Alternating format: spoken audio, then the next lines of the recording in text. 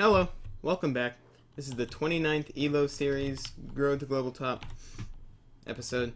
My current global ELO is 1915, that puts me at number 10 on the board. Just beneath Half Creeper, who's, I don't know, 1917 or so. Yeah, okay. I'm gonna hop in. So, a lot's happened this weekend. I'm recording this Monday night. Monday night? Yeah. Monday night. And it'll go up probably tomorrow. So, if you've been subscribed to the channel for more than, I don't know, a week, you might have noticed that I have a substantial amount of more subscribers than I did Friday night. I bought this really nice bot. It was like $25 for like 1,000 subs, so I just blew my birthday money and bought a couple thousand. So now we're sitting at right now I'm sitting at what, 7.3? I'm also gonna die right here. Uh-oh. Oh, thank you. Head up. Let's get to 1,600. But yeah, so no, but besides the bot, of course, Mushway shouted me out on his channel. He watches my videos. So yeah, he just talked about me in one of his videos. I don't really know what he said because he speaks French, but so now like half of my comment section is all French.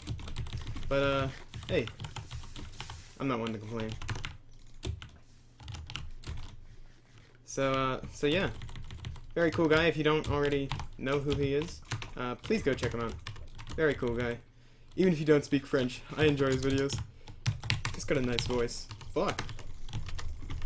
Alright, I'm gonna finish this guy.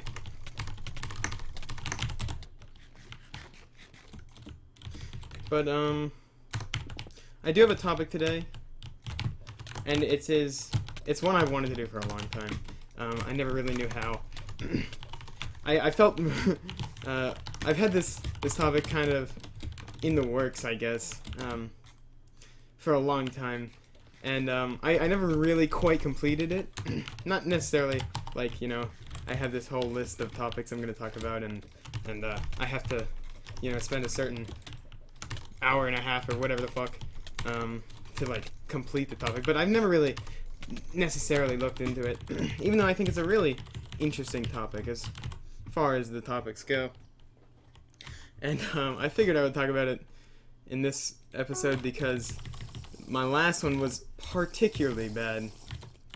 I don't know, I mean, I think I had a good point or like a good message or something, but it just, at the end of the day, I don't know, I just didn't convey that message by any means, and I don't know, it was a short topic, it wasn't that good. So I figured I'd make it up by talking about something interesting, and that is dramatic pause as I try to finish this up okay, and that is the progression or the expansion of a meta. Now if you don't know what meta means, I don't blame you. I'm not even sure that's the right word for it, but I've heard that be used to describe the concept, and that is the strategies in any certain game mode. And by the way, when I refer to game mode, I don't mean like OCN versus UHC versus factions versus arena. I mean any game mode. I mean there's a different meta, like there's an overall meta, like for Minecraft, you know, and there are things that apply to very broad themes in Minecraft, like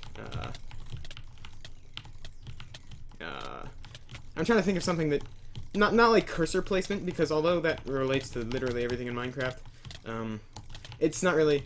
The thing with the meta is it refers to how the strategies form based on opposing players.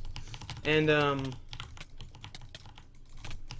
so I want to talk about that. I want to talk about, and when I say, you know, the expansion of a meta, it's not really necessarily just the singular strategies. I'm actually going to real quick change my Kohi kit because I'm not prepared, because I'm a horrible, horrible human.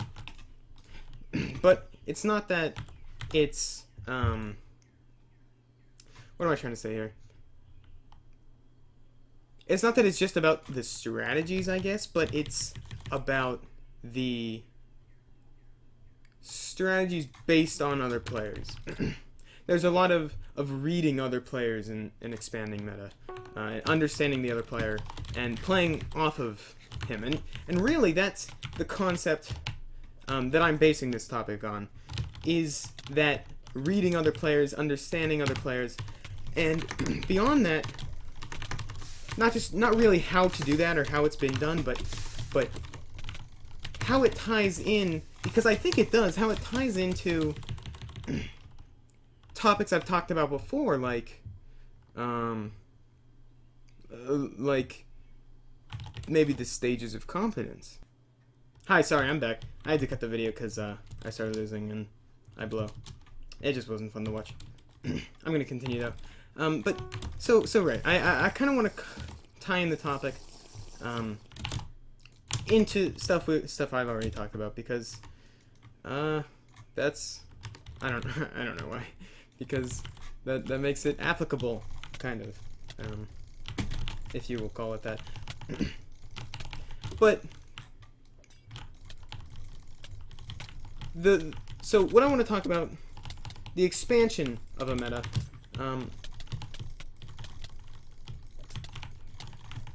If you haven't heard the term meta, I don't blame you. I don't think anyone really talks about it, thinks hard enough about it in this game, but you might have heard it from another game or from something. And I'm going to use it in the sense that it refers to the evolving strategies between players. So not mechanical skills as much as understanding your opponents and playing off of them, playing off of the common strategy and formulating your own, one that will win. That is what an evolving meta is. And that's a topic I really want to talk about. I'm going to throw an example at you. It might go totally over a lot of your heads, because it's a 2-year-old example. But if it lands, I'm glad. It shouldn't be too hard to understand anyway. The example is 2 years ago, right around when Radlion introduced a ladder called Iron Ocean.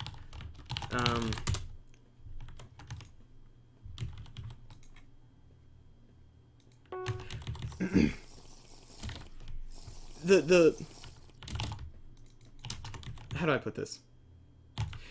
Right around when Radlion introduced the ladder Iron Ocean. See, Iron Ocean was kind of a new thing. There wasn't really until that. There hadn't really been any kind of place where one might practice their bow, their simple 1v1 bow. They could. OCN was still popular, so they could still, log on there and practice their accuracy or whatever. But true 1v1 bow, because Badlines then, was still a practice server. It was called practice, not just arena.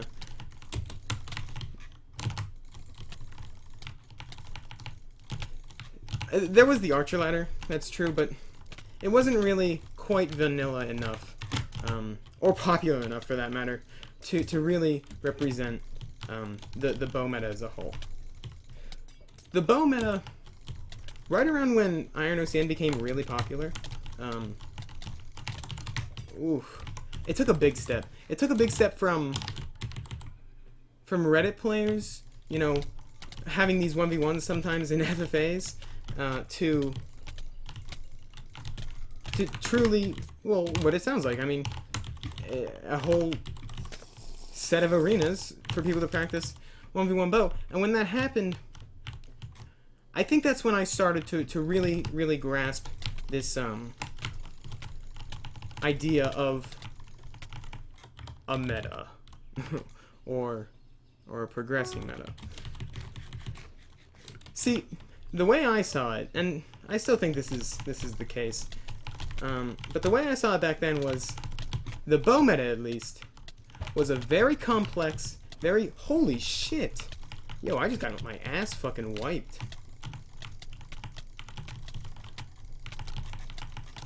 I'm sorry. The whole meta was one big complex version of Minecraft rock paper scissors. You know, the best players, at least, you know, the best strategies, the valid strategies in the bow meta, the valid bow styles, bow strafes, they were like, well, like just that. It was like a skill-based form of rock, paper, scissors. You know, style A might beat style B, and style B might beat style C, but then style C comes back and beats style A. And holy, yo, this guy's fucking good. It's like 1380. Come here. Uh-oh. Uh-oh. He's out for blood.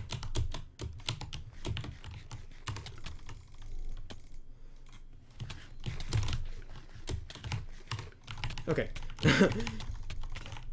So, and of course, I mean, it wasn't quite so cut and dry as rock, paper, scissors, but I mean, the concept was there, in that,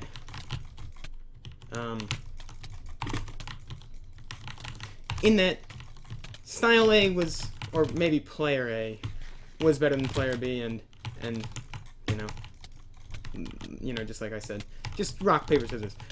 You know, obviously sometimes player B could beat player A, especially if player B was so particularly good at style C, and even though style A might be better than style B, then he still pulled, player B with style B still pulled it off against style A, because, I don't know, he's a fucking legend. But then there came a new tier to the meta. Oh my god. And you might have heard of it, and you might not know what it is, but it was called dark rusting. Yeah, it was named after the guy who started doing it a lot. He recorded UHCs doing it, where he would sit and wait, you know, until the player pulled back his bow, and then he would shoot, you know. It's not that complicated. It's hard to really explain without like a visual demonstration. I'm not really gonna give you a visual demonstration, but I mean, you understand the concept without knowing the exact, you know, bow strategy. This thing was the gun in the game of rock, paper, scissors. That was the bow meta. I'm actually dead. Wow, holy shit, dude. Oh my god. His leggings are on 24. I feel embarrassed. Yeah, that guy was definitely an. It's unfortunate. But that's what this was. That's what the Dark Rust was. It was the gun in that game of rock, paper, scissors. You know, it beat style A, B, and C. And the thing is, if I want to tie it back into game sense or the stages of competence, players A, B, and C all had their own respective styles, and they were all very, very good at them. You know, past the third and into the fourth stage of competence. But then Dark Rust came along, not necessarily the player, but the concept, the skill, and I mean, it was relatively new compared to these other bow styles. As far as I can tell, it could have only been in the third stage of competence. I mean, that's what it sounds like. You know, it was a very, very specific strategy, a very, very precision strategy, I guess. I actually have to check the time on this because I didn't remember to write it down. Or, not write it down, but just remember. What was I recording till? I don't know, fuck it. I should be at about 15 minutes. I had to stop so many fucking times. I don't even know. Horse, my favorite. So, you know, now the idea is of the stages of confidence that if the two were to face off, one player in the fourth stage of confidence and one in the third, the one in the fourth should win. The one in the third will only win if it is truly a better strategy. And that's what the Dark Rust was. Like I said, it is truly the gun in that game of rock, paper, scissors. Now, Dark Rust wouldn't win every game. You know, he, like I said, is a very complex game of rock, paper, scissors. But the idea is that once this gun came around, it changed the meta entirely. Players that were once ridiculous, untouchable, were pretty good. That was weird. You know, they didn't compare to Dark Rust anymore. And, by the way, something that often happens with really good players is once their playstyle becomes out of date, so to speak, they hold on, they latch on tight to it. They get... They don't really like to give up. You know, they think that they can just become better at their own playstyle, and sometimes they do. But it was no secret. The Dark Rust motion was far better than you know, this rock paper scissors game. And to be honest, the best players just Dark Rusted now. Oh, come here. I gotta stop playing build. I have to focus so fucking much to win. I'm trying to talk about the fucking progression of meta, and I'm like sweating over a fucking lava placement. Now, when this happened, the world didn't give up, you know. The best players, you know, the old, really good UHC players, I don't really want to bring up any names, because that'd be fucking stupid, but, of you know, who became washed up. But there was this new set of players that got really, really good really fast, you know? And their aim wasn't that good, and their strafe wasn't that good, but, well, their strafe was that good. That's why they won. Hi, Fighting Cloud. Shout out to Fighting Cloud. He's a king. Oops.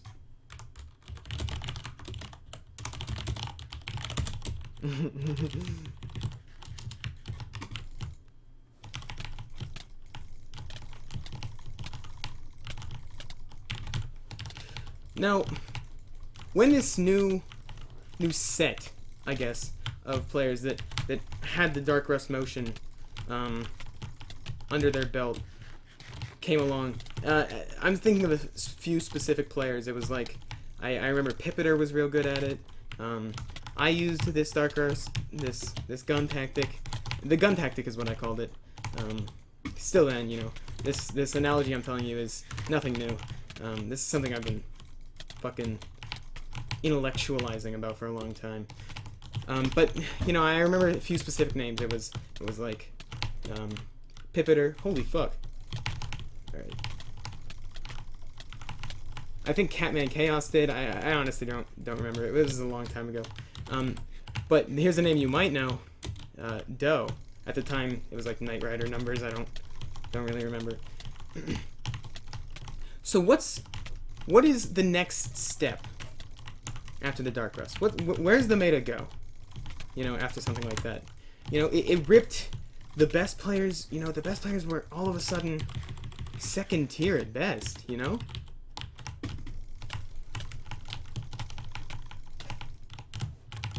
That was a good one.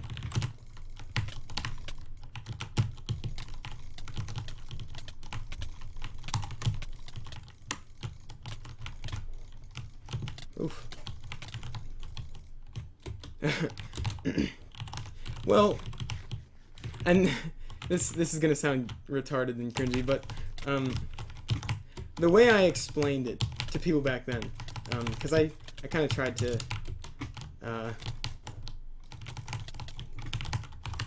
I don't know, But the way I explained the gun tactic to people back then is just how I'm explaining it to you now. You know, it's kind of that you sit there with your bow pulled back. It doesn't matter if you get hit with a couple light shots, because then, you know, you have your bow all the way drawn back. You know, you get a fully powered shot in on him when he stops moving. And, you know, your aim doesn't have to be that good to hit a move or a stationary target. All you had to do was predict, you know, where he was going to be when he stopped. And that's much easier than predicting where someone's going to be in motion, right? So after that, what happened? Oh, fuck. Did his helmet break or did he take it off? I'm actually going to take it off, just in case.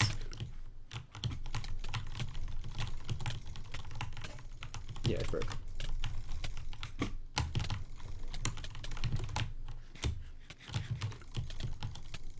That's it. Good fight. Well, this is the thing, the next step, if you will, in the meta. 5, 6, 7, 8 was what I called the gun breaker. Now, keep in mind, I was fucking 8 years old, and, you know, wasn't particularly creative with my meta expansion names, but oh, come on, Bernie Bear 26, come here.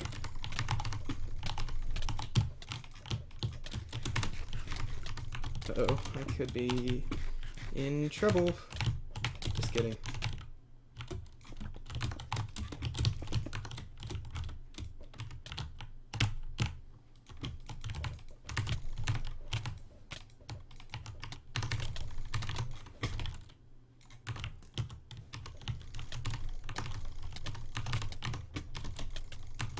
So I have to focus a lot more. I haven't played in a couple days, because my internet's been out. Oh fuck, this is devil. Speak of the fucking devil, dude. Holy shit.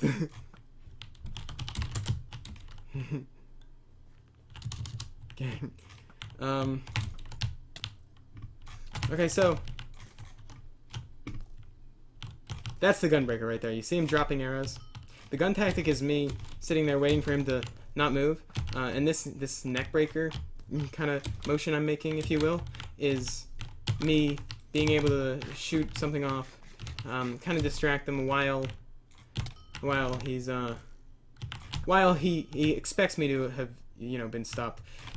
That is what the gun and gun breaker is. I'm glad I could kind of give you a visual representation. I don't know if it's gonna be really good, but oh, come on. Oh fuck.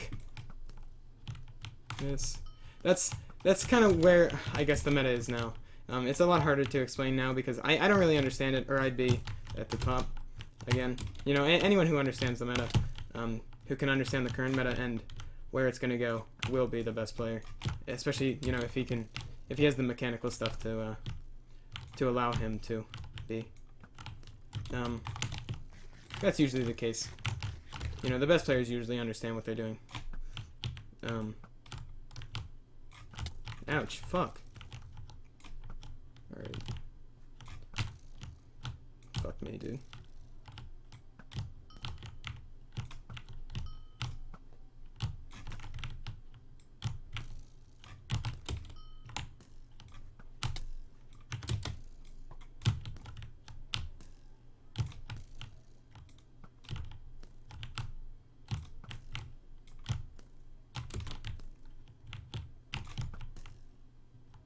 I don't think he has any more healing, but I could be wrong. Fuck. Particle's getting in the fucking way. Drop and 2.5. I'm winning, don't get cocky though.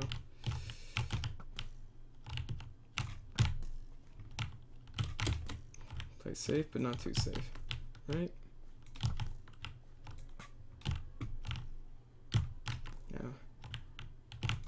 His aim's still fucking on point. I don't know if he just came back or something, but his accuracy's good as ever. Yeah. Fuck.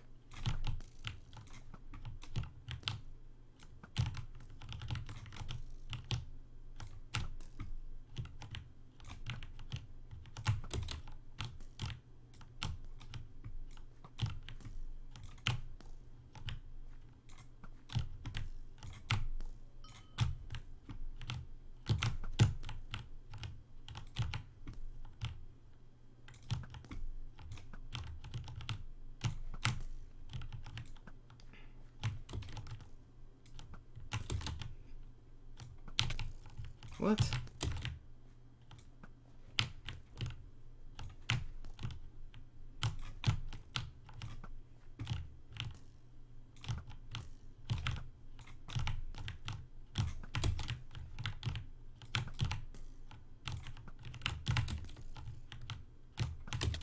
Oh, fuck me. Holy shit. That's too bad. Okay. I'll take it. I don't know, I was talking about something. And, that was... the Gunbreaker. I think the Gunbreaker really was. If you look at... well, it was just that. It was the next tier, you know? Because that gun, in the analogy of rock, paper, scissors, it wasn't just something that beat all the current strategies, but it was a new tier of meta, you know? It was a different stage entirely of the game. By the game, I mean the bow ladder, but... oh, fuck. But that new tier has its own rock, paper, scissors game. And that's the overarching theme here. You know, it took me a while to say it because... for various reasons, but the idea is that the meta progresses just simply by nature in these very complicated forms of rock, paper, scissors. You know? It's just, it really, really is just predicting what your opponent is, you know? Knowing your opponent's playstyle. And playing against it. And you know, if you're good at rock and scissors, well, then that's that much better. If you really truly are, I mean, unbeatable at rock and at scissors, then...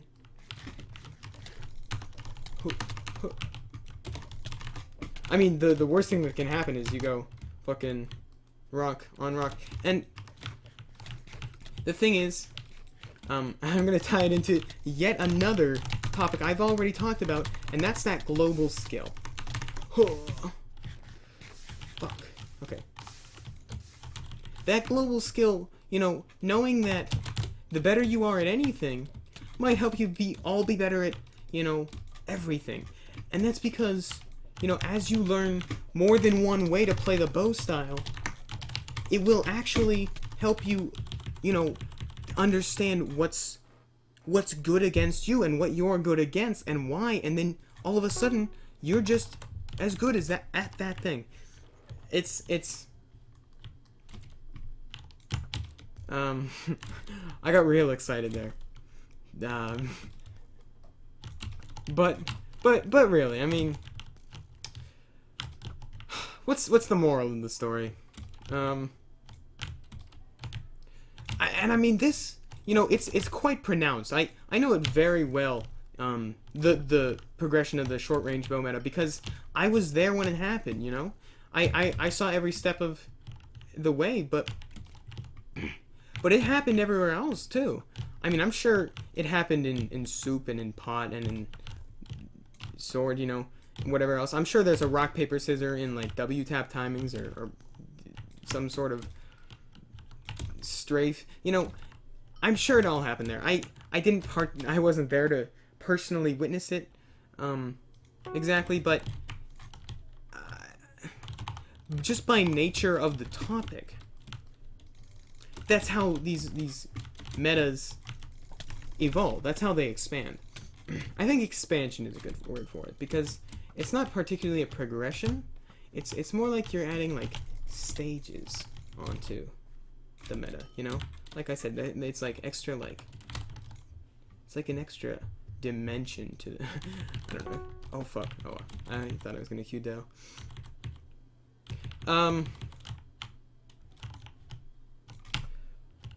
So that's the topic. The moral of the story is that this meta progression is everywhere, and this is how it happens. It shows up in small, fuck me, small subtle games of rock paper scissors, and that's how it progresses. I wish there were a better analogy for it. Rock, paper, scissors, I don't know. Seems weird. I've actually gone down 1 global point this episode. You're welcome. I actually don't know what time it is. I'm way out of it. That's okay, though. It was a good topic. Like I said, I felt real fucking bad when... I watched back last week's topic, and I mean, it was okay. It's just, I just didn't get my point across how I wanted to. So, I'm hoping that this makes up for it a little bit. I love this fucking topic. I really do. And it's one similar to ELO inflation that I've thought about long before I had any demand for them. I just kind of thought about it on my own. Ooh, ouch. You know, long before I had an ELO series that was popular because of these topics. So it feels a little bit more genuine, I guess. Not to say, you know, some of the other ones aren't. I mean, I never heard of the stages of competence before this ELO series either. So it's, I don't know.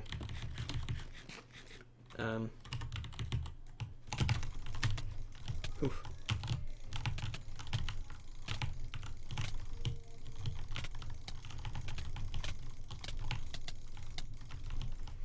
But yeah, I'm hoping my internet's fixed now, fully, so I can, you know, maybe grind up for that #1 spot again. For the end of the season.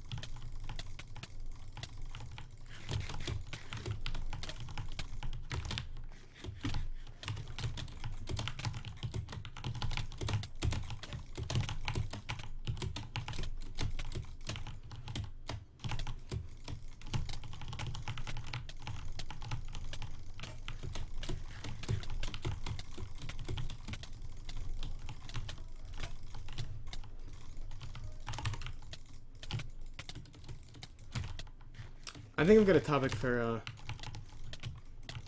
my next one too. I don't know. I'm slowly running out of good topics to talk about. I mean, you know, one can only think so much, right? I don't know. I was thinking about the effectiveness, the importance of click speed.